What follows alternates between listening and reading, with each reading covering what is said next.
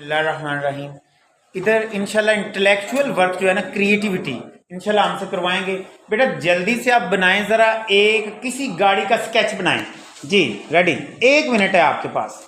ले जी, ये बच्चे कमाल स्टूडेंट हैं, इंटेलेक्चुअल स्टूडेंट हैं, आप हाई कर सकते हैं, कोई इशू नहीं है।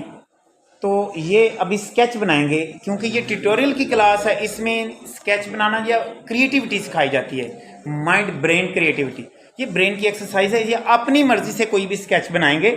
और याद रख लें, इसमें इनका 100% अपना दिमाग जो है ना वो काम कर रहा है, ये क्रिएटिव माइंडसेट के साथ। जी बेटा देखें, इन्होंने गाड़ी का स्केच बनाया, कोई भी बनाया, ये सारे स्केच जो भी हैं ये इनकी अपनी क्रिएटिविटी है। ये वेरी गुड बेटा, वेरी गुड।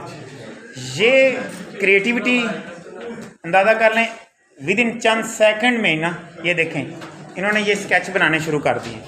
हम ये स्टूडेंट्स को क्रिएटिविटी सिखा रहे हैं ताकि ये क्रिएटिव माइंड सेट होकर ज़िंदगी में आगे बढ़ें, अपने दिमाग से कुछ सोचें। सिर्फ रट्टा सिस्टम नहीं कि कुछ देखा पढ़ा और उस पर आगे यानी कि वो लिख दिया, ये रट्टा नहीं है, ये इनका दिमाग काम कर रहा है।